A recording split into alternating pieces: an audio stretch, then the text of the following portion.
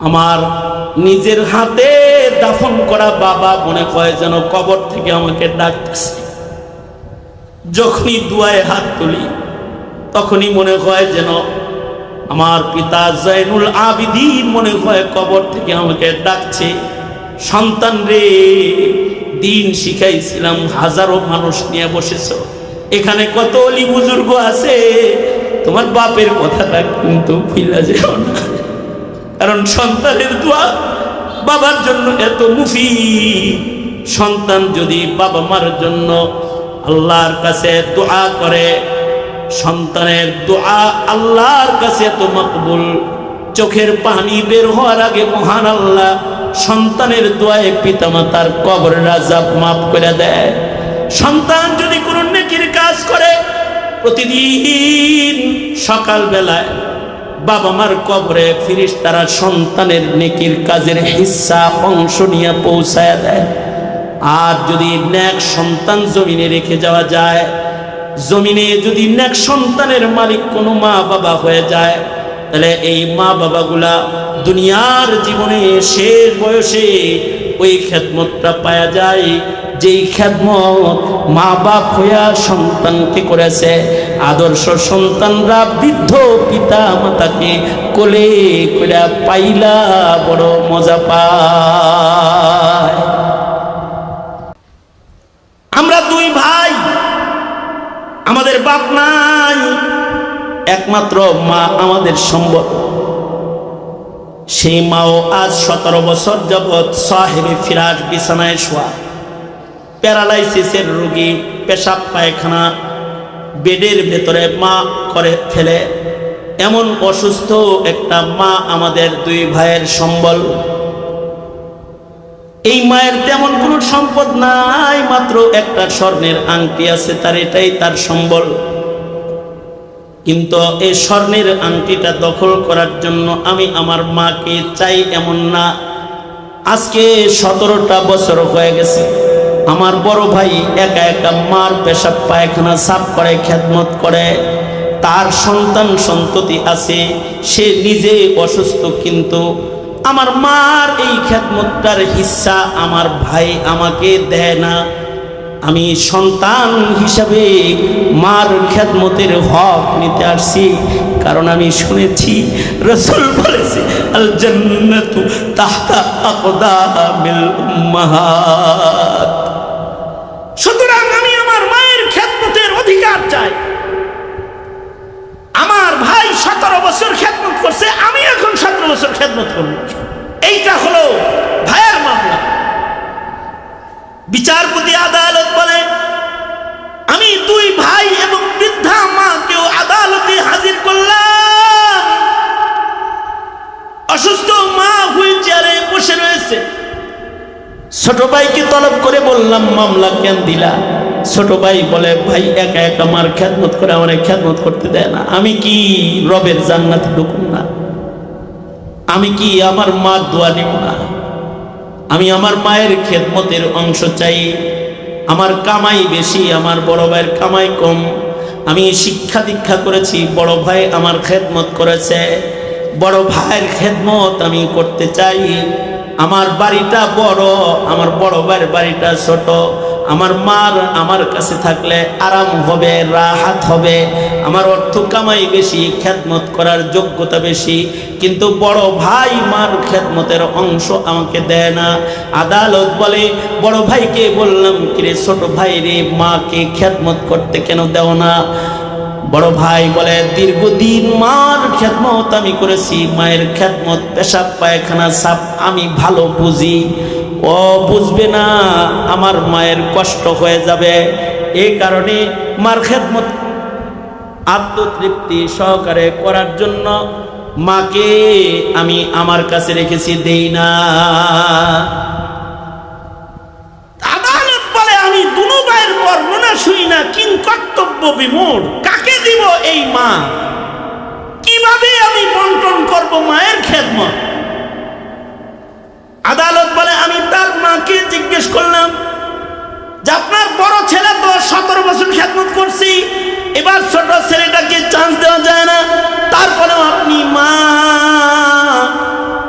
আপনি যে ছেলেটাকে খেদমতের জন্য চয়েস করবেন আমি আদালত তার কাছে আপনাকে দিব, আপনি কোন ছেলের কাছে থাকতে চান? আশ্চর্য, অবলা সরলা মা অসুস্থ বদনে একবার বড় ছেলের দিকে তাকায়। বড় ছেলে হাত জোর করে বলে, মা গো, আমার নাম কাইটা দিও না মা, ও মা, খেদমতের অংশ তুমি আমাকে দাও। ছোট ছেলের দিকে তাকায়। ছোট ছেলে বলে, ভিক চাইতেছি মা, বড়জন রে অনেক দিছ, এবার আমাকে একটু সুযোগ দাও। মা কারোর নাম উচ্চারণ করতে পারে না।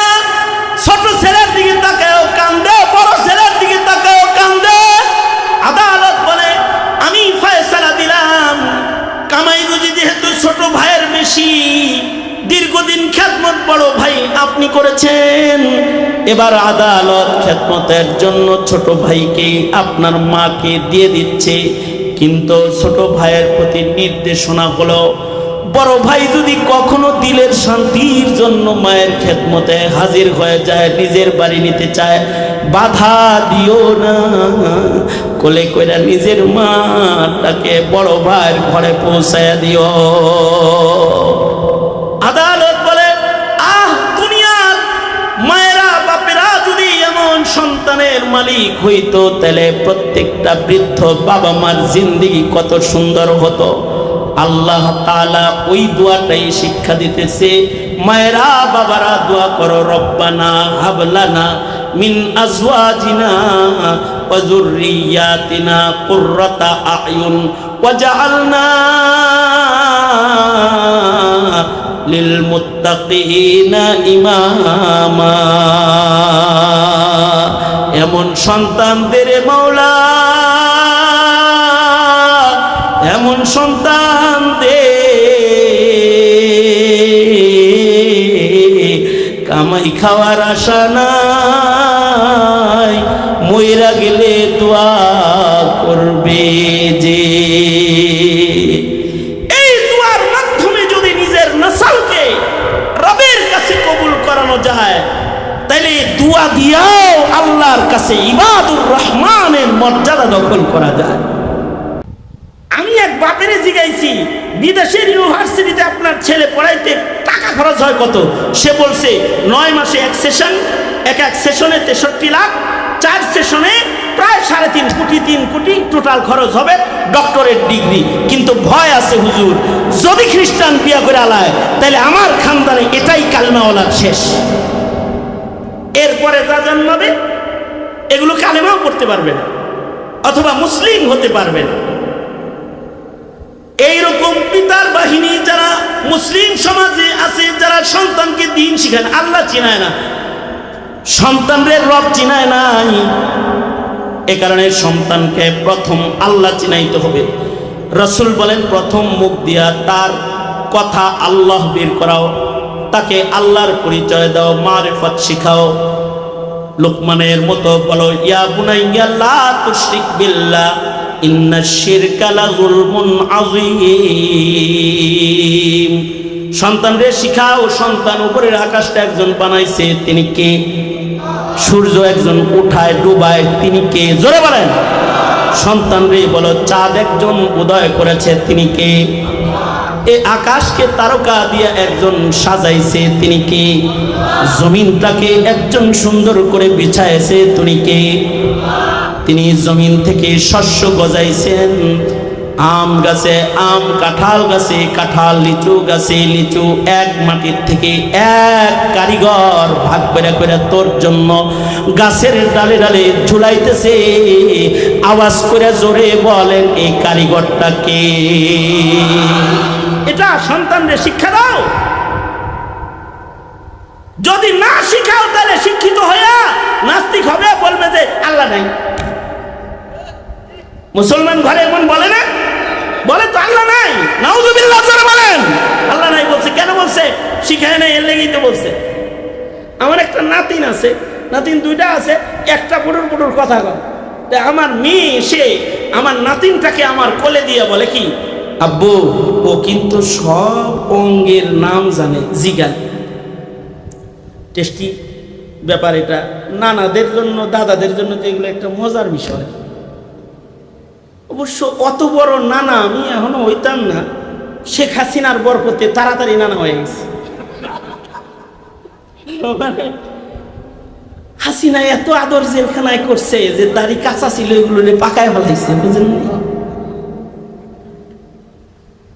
যাই হোক বলে নিয়া মাঝে মাঝে হাসিনার নাম নিতে না চাইলেও আয়া বলে, উতরায় পড়ে। জেলখানায় যে কষ্ট করেছি সে কষ্টগুলো যখন আঘাত করে তখন মনটা কয়, জালেম এদেশের আলেমদেরকে একটু চিনলি না, বাপে এতটুকুনও চিনায় নাই।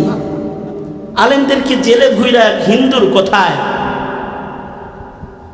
কষ্ট দিলা। যাক, এগুলো বলতে চাই না, বলতে চাই না, কিন্তু আয়া পরে বলবো না। আমি বলবো না তো তুমি বলবা নাকি? 1 বছরের জেলের অত্যাচার তো আমি সহ্য করছি, তুমি তো বাইরে খাইছো দিয়েছো ঘুরছো। আমি বলার অধিকার রাখি, এই কারণে বলি।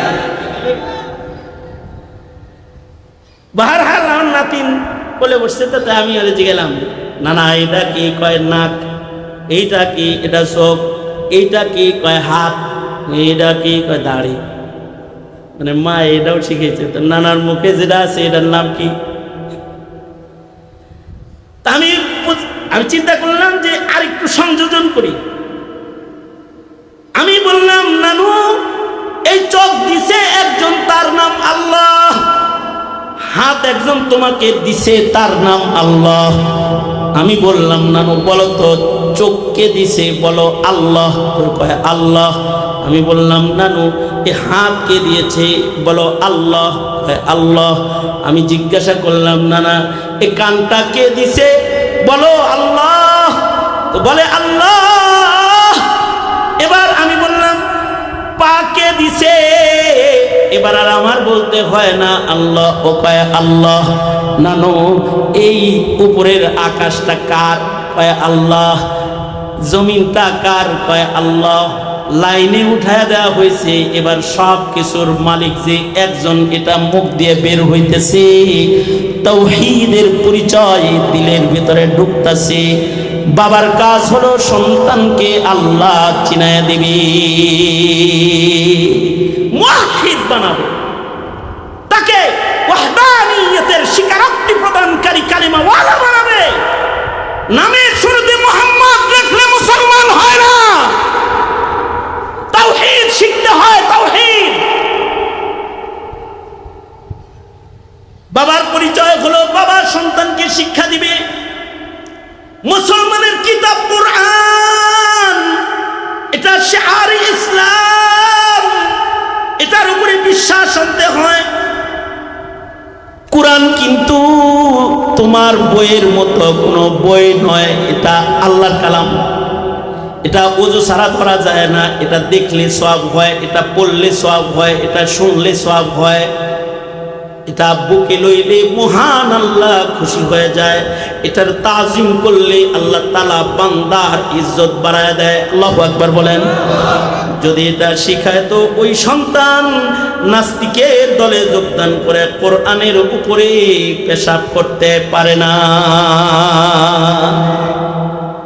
সন্তানকে চিনাবে মুহাম্মদুর রাসূলুল্লাহকে, নবী চিনাইব কুতুবুল্লাহ, রাসূলুল্লাহ, কাবাতুল্লাহ, সালাওয়াতুল্লাহ, ওলিউল্লাহ। মুহাদ্দিসে দেহলভী বলেন এই শায়রুল্লাহ যেগুলো আছে এগুলো শিক্ষা দিবে।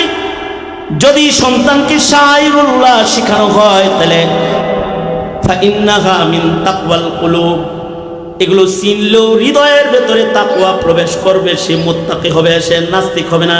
কাবার দিকে মুখ করিয়া পেশাব করবে না, কাবার দিকে পিঠ করিয়া পেশাব করবে না, কাবার দিকে পা সোজা কইরা বসবে না, কাবার সম্মান বুঝাইছে।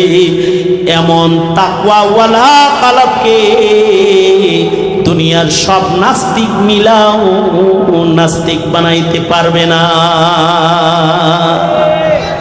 এইটা সন্তানের হৃদয়ে বসায় দেওয়ার জিম্মাদারি পিতার, বাবার। সে আর ইসলাম চিনে না, সে হিমালয় পাহাড় চিনে, হিমালয় চিনে, হিমালয় কত উঁচু তা জানে, হিমালয় পাহাড় কোথায় তা জানে, হিমালয়ের উপরে উঠলে কি হয় তা জানে, কিন্তু ইন্নাস সাফা ওয়াল মারওয়াতা মিন শাআইরিল্লাহ। সফা পাহাড়ে উঠলে কি হয় এটা জানে না, মারওয়া পাহাড়ে উঠলে কি হয় এটা জানে না, অথচ আল্লাহ কয় সফা মারওয়া শিআরে ইসলাম, এটা চিনতে হইব। যদি কোনো মা বাবা শিআরে ইসলাম শাআইরুল্লাহ যদি চিনাইতে চায়, সফা মারওয়া পাহাড় যদি সন্তানকে চিনাইতে চায়, কাবা ঘর যদি সন্তানকে চিনাইতে চায়, জমজমের পানি যদি সন্তানকে চিনাইতে চায়, ফতোয়ায়ে বাজ্জাজিয়া এ শিআরে ইসলাম দাড়ির মর্যাদা যদি সন্তানকে বুঝাইতে চায়, চিনাইতে চায়, যদি সন্তানকে হিজাব আর পর্দার মর্যাদা বুঝাইতে চায়, টুপি আর পাঞ্জাবির মর্যাদা যদি সন্তানকে কোনো পিতামাতা বুঝাইতে চায়, তাহলে রাত জেগে দিন ভর সন্তানের সামনে তার হাজেরা ইসমাইল ইব্রাহিমের ইতিহাস বর্ণনা করতে হবে। কেমনি সফার দাম বাড়লো, কেমনি মারওয়ার দাম বাড়লো, কেমনি জমজমের পানি উঠলে মাটির নিচ থেকে উঠলো। বিজ্ঞানের বর্ণনায়ও জমজমের চেয়েতে ভালো পানি পৃথিবীর মাটিতে নাই। এ পানি কার পায়ের মুড়ার নিচ দিয়ে বাইর হইল, কিভাবে আসলো হাজারুল আসওয়াদ, কিভাবে আসলো কাবা ঘর, কিভাবে আসলো মুসলমানের কোরবানি। শিআরে ইসলাম গুলো যদি কোনো পিতা মাতা তার সন্তানকে চিনাইতে চায়, খোদার কসম এই পিতা মাতার কিরণমালা নাটক সিনেমা দেখার টাইম হবে না। আরো আস্তে করে বলেন কি, সারাদিন দেখবা নাটক আর সিনেমা আর কিরণমালা, সিরিজ নাটক ছেলে মেয়ে লয়ে দেখবা, জীবনে কোনোদিন কাবা কি বলবা না, জীবনে কোনোদিন কোরআন কি সন্তানের সামনে বলবা না, তো তোমার সন্তানই তো আলেমের বাড়িতে হাত লাগাবে, তোমার সন্তান মুসলমান নারীর হিজাব ধরে টানাটানি করবে। ঠিক কিনা করে আওয়াজ করে বলেন। এতটুকুন দায়িত্ব আর জিম্মাদারি যারা পালন করে না, এরা জমিনের উপরের কুখ্যাত পিতা, কুখ্যাত পিতা, এরা পিতৃ নামের কলঙ্ক সকল পিতার কাফেলা, যারা সন্তানকে এতটুকুন তালিম দিতে ব্যর্থ। হ্যাঁ, বাপের জিম্মাদারি পালন করে উলামায়ে কেরাম, দাওয়াত তাবলীগের কাফেলা। তুমি তোমার সন্তানকে ঈমান না শিখালেও আলেমরা ঈমান শিখায়, দাওয়াত তাবলীগ ঈমান শিখায়, পীর মাশায়েখরা ঈমান শিখায়, শাআইরুল্লাহ শিখায়, ইসলাম শিখায়। এদেরকেও যাদের ভালো লাগে না, নাস্তিকদের পিছে পিছে যারা চলে, এরা মুসলিম জাতির ধ্বংস কবজ লয়ে ঘোরাফেরা করে। এ কারণে উলামায়ে কেরামের সান্নিধ্যে রাত 12টা 12:30 তো বইসা থাকতে হয়, মাঝে মাঝে বয়া বয়া কিছু শুনতে হয়, তাতে হৃদয়ের ভেতরে ঈমানের নূর, তাকওয়ার নূর ঢুকে যায়। সুতরাং এই কুখ্যাত বাপ আমরা হব না, আমরা হব সেই পিতা যেই পিতা সন্তানের দ্বারা দুনিয়াতে পাবে রাহাত, খিদমত আর কলবি ইতমিনান, আর আখিরাতে পাবো সন্তান দিয়ে নাজাত। এই রকম সন্তান গঠন করার জন্য মানসিকতা নিয়ে কেউ যদি সন্তানদেরকে দিন শিখায় কবরে চলে যায়, রাসূল বলেছেন কবরে শুয়ে শুয়েও সন্তানের নেকির কাজের অংশ তারা পায়। যেমন শ্রমিক ভাইরা আজকে মাহফিলের ইন্তজাম করেছে, খোদার কসম এই শ্রমিকদের বাবা মা যারা কবরে শুয়ে রয়েছে, নেকির কাজ করার কারণে সন্তানের নেকির কাজের অংশ মা বাবার কবরে পৌঁছতাছে। এ কারণে বেশি বেশি এই দোয়া পড়ার দাওয়াত দিলাম। আল্লাহর কাছে বলবো, রব্বানা হাবলানা মিন আজওয়াজিনা ওয়া যুররিয়াতিনা কুররাতা আয়ুন ওয়াজআলনা লিল মুত্তাকিনা ইমামা। আরবিতে না পারলে বাংলায় বলবো, এমন সন্তান দে মাওলা, এমন সন্তান দে কামাই খাওয়ার আশা নাই, মইরা গেলে দোয়া করবে যে। এমন সন্তানদের মাওলা সন্তান দে, কামাই খাওয়ার আশা নাই, আমি মইরা গেলে দোয়া করবে যে।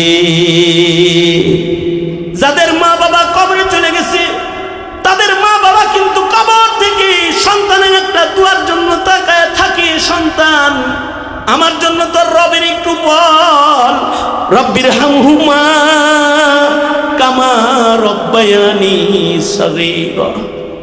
যখনই কোনো মাহফিলের দোয়ায় বসে যাই, আল্লাহ আমাদের কবুল করুক, জোরে বলেন আমিন। দোনাত বলেন। সন্তানদেরকে ইসলাম শিখাবো ইনশাআল্লাহ, জোরে বলেন। 16 বছর আওয়ামী লীগ গোমাতা শিখাইছে, ট্রান্সজেন্ডার শিখাইছে, আর নতুন সরকার গান শিখানোর পরিকল্পনা করতেছে। যাবা কোথায়? ওই যাবা, নিজের সন্তানকে দিন শিখানোর ওয়াদা করো ইনশাআল্লাহ। বলুন জোরে আওয়াজ করে, বলেন ইয়া আল্লাহ, ওয়াদা করছি আমরা আমাদের সন্তানকে ঈমান শিখাবো, ইসলাম শিখাবো, দ্বীন শিখাবো। চিল্লায় জোরে বলেন আওয়াজ করে ইনশাআল্লাহ। আরো জোরে আওয়াজ করে বলুন ইনশাআল্লাহ। হাত নামান, সবাই ইস্তিগফার করেন। আস্তাগফিরুল্লাহ রাব্বি মিন কুল্লি যামবি।